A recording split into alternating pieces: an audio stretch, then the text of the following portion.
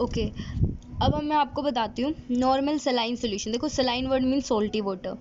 तो ये normal saline solution क्या होता है? अब इमेजिन करिए आपके पास कोई कंटेनर है, उसके अंदर 99.1 ग्राम वाटर है, वाटर, और तुमने 0.9 ग्राम उसमें ना नमक डाल दिया, तो क्या बन जाएगा? सोल्यूशन 100%। तो अब उसको कितना परसेंट सोल्यूशन कहोगे? 0.9% NaCl सोल्यूशन। 0.9% का मीनिंग क्या हुआ कि आपने 0.9 ग्राम नमक को 99.1 ग्राम ऑफ वाटर में क्या कर दिया? डिसॉल्व। ठीक, अब उसकी कुछ ना कुछ कॉन्सेंट्रेशन है, इमेजिन करो कि वो कैसे आप घर में भी बना सकते हो। बस इस सोल्यूशन को ही हम नॉर्मल सलाइन सोल्यूशन कहते हैं, क्योंकि हमारे जो रेजिन्स होते हैं, हमारी बॉडी में जो RBC WB इन सब में फ्लूइड है, या जितने भी हमारे खाने पीने की चीज़ें हैं उनमें सब में वाटर कंटेंट होता है, सोल्ट्स होते हैं, फ्लूइड होता है, मिनरल्स होते हैं। तो हमारी जैसे किशमिश है, ग्रेप्स हैं, कोई भी फ्रूट है, उसमें जो भी जूसेस वगैरह, उन सब की कॉन्सेंट्रेशंस कितनी होती है? उतनी ही होती है जितनी कि एक नॉर्मल सलाइन सोल्यूशन की होती है। इससे मतलब आप वो कर सकते हो, रेफरेंस मान सकते हो इसको। ठीक है, ये नहीं होता है उसके अंदर, बट लेकिन इतनी ही कॉन्सेंट्रेशन का वो सोल्यूशन होता है। समझ आ गया आपको? अभी हाइपरटोनिक सोल्यूशन किसे कहेंगे?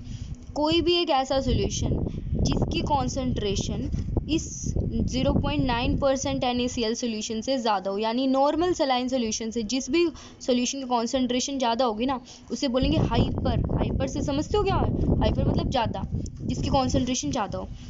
अभी मैंने बताया जितने भी हमारे फ्लूइड कंटेनिंग फ्रूट्स हैं, जैसे मान लो ये कोई भी आपका कोई रेजिन है, या कोई भी किशमिश है, या ग्रेप है, ये मान लो ग्रेप है। अभी इसकी कॉन्सेंट्रेशन, इसके अंदर जो भी फ्लूइड है, कितने के इक्वल है? नॉर्मल सलाइन सोल्यूशन की जितनी कॉन्सेंट्रेशन है उसके इक्वल है। अगर आपने इसको हाइपरटोनिक सोल्यूशन में रख दिया, हाइपरटोनिक कॉन्सेंट्रेशन में कैसा है? हाई हाई, और ऑस्मोसिस की डायरेक्शन होती है लो टू हाई। मतलब जो ये भी एक सोल्यूशन है, इसके अंदर ये भी एक सोल्यूशन है, तो अंदर का जो वाटर है, क्योंकि देखो इसकी कंसंट्रेशन लो है, मतलब यहाँ पानी ज़्यादा हुआ, इसकी कंसंट्रेशन हाई है, इसका मतलब इसमें पानी क्या हुआ? कम। तो अंदर का पानी कहाँ आ जाएगा? इसके बाहर। और ये जो सेल है, ग्रेप है, रेजिन है, ये क्या हो जाएगा? श्रिंक। ध्यान रखना, हाइपर आपने प्रेशर लगा दिया एक तरह से, तो कोई चीज़ श्रिंक हो गई, श्रिंक छोटी हो गई। ठीक, तो हाइपरटोनिक सोल्यूशन में अगर किसी रेजिन को या ग्रेप को रखते हो, या RBC रेड ब्लड सेल को रखोगे, तो वो श्रिंक हो जाती है। क्यों हो जाती है? क्योंकि उसकी कॉन्सेंट्रेशन अंदर लो है और हाइपरटोनिक सोल्यूशन की ज़्यादा है। तो लो टू हाई, तो अंदर कंसंट्रेशन लो थी, बाहर हाई थी, तो अंदर का पानी बाहर आ गया। ये क्या है? ओस्मोसिस ही तो हो रहा है, तो ओस्मोसिस हो गया। इसके अलावा हाइपोटोनिक, हाइपोटोनिक मतलब जिसकी कॉन्सेंट्रेशन सोल्यूशन की क्या हो? लेस। हाइपर मतलब मोर। इस सोल्यूशन की कॉन्सेंट्रेशन ना लेस है, लेस। आपने यहाँ पर एक रेजिन या ग्रेप या RBC रख दी, तो क्या होगा? अंदर कॉन्सेंट्रेशन क्या है अब? हाई, क्योंकि सोल्यूशन की क्या है? लो। इसकी नॉर्मल साइंस सोल्यूशन से बाहर एक ऐसा सोल्यूशन जिसकी कॉन्सेंट्रेशन लो है, तो अब लो टू हाई करो, बाहर एक तरह से पानी ज़्यादा है, अंदर कम है, तो वो अंदर चला जाएगा और ये सेल क्या हो जाएगी? फूल जाएगी जितनी पहले थी। तो वो कैसी हो गई? स्वेल हो गई, स्वेल। यहाँ क्या हो गई थी? श्रिंक। हाइपरटोनिक, देखो हाइपो से मोटा याद रखना, तो ये देखो स्वेलिंग हो गई। ठीक है, हिप्पो याद रखो इसको, हिप्पो, हाइपो मतलब हिप्पो, तो ये स्वेल हो गई, मोटी हो गई। तो हाइपोटोनिक सोल्यूशन में किसी RBC को, ये पेपर में क्वेश्चन आता है, RBC को हाइपोटोनिक में रख दे तो वो स्वेल होती है, हाइपरटोनिक में रखते हैं तो क्या हो जाती है? वो श्रिंक हो जाती है। ये श्रिंक हो गई। ठीक, अब लास्ट है आइसोटोनिक सोल्यूशन। कि आइसोटोनिक सोल्यूशन, आइसो का मतलब होता है सेम, टॉनिक मतलब कंसंट्रेशन, जैसे कौन हर दवाई में टॉनिक बोलते हैं ना, मतलब कॉन्सेंट्रेशन। तो अभी एक सोल्यूशन है, ये दूसरा सोल्यूशन है। ठीक है, इन दोनों के कॉन्सेंट्रेशन सपोज सेम है, बिल्कुल सेम है, तो क्या इसमें ऑस्मोसिस हो रहा होगा?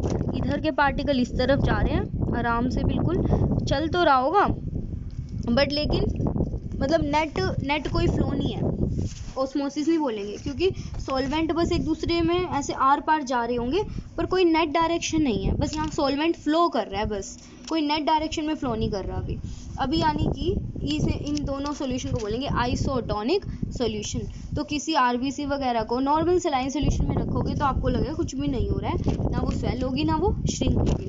ठीक है, अब मैं ना इसमें चाहती हूँ कि ये पार्टिकल इस तरफ जा रहे हैं, ये वाले पार्टिकल यहाँ जा तो रहे हैं ना, नेट फ्लो नहीं है कोई, पर दोनों आपस में शेयरिंग हो रही है पार्टिकल्स की, सॉल्वेंट मॉलिक्यूल्स की।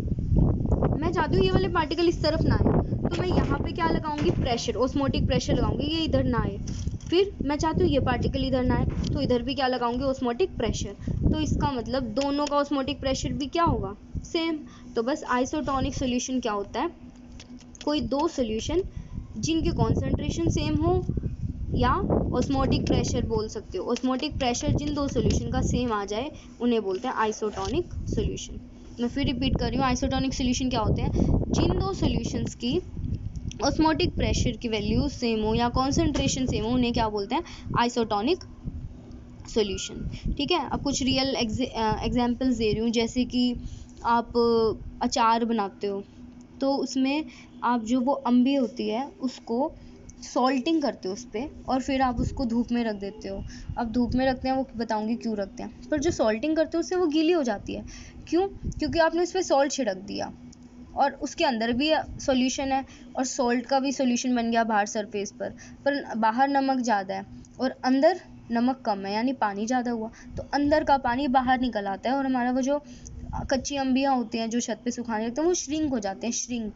ठीक है, और वो धूप में इसलिए रखते हैं ताकि वो जो पानी निकला है ना वो सूख जाए, वो उड़ जाए इवेपोरेशन के लिए।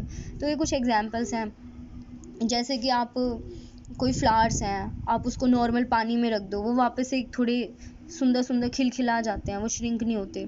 ठीक है, तो ये कुछ एग्जांपल्स हैं। आपकी उंगलियां देखी होगी, जब पानी में अपनी उंगलियां काफ़ी देर तक रखते हो तो तुम्हारी उंगलियों में कुछ निशान बन जाते हैं, वो गल सी जाती हैं बोलते हैं। तो ये सब किसकी वजह से होता है, ऑस्मोसिस की वजह से होता है, राइट। और आपको सारा जो भी कंटेंट है वो पीडीएफ में मिल जाएगा, जो मैंने आपको पहले भेजी हुई है, तो नोट्स बना लेना इस टॉपिक के। ठीक है, नेक्स्ट वीडियो में हम ऑस्मोटिक के सिर्फ और सिर्फ क्या करेंगे, न्यूमेरिकल्स। ठीक है, ओके, थैंक यू।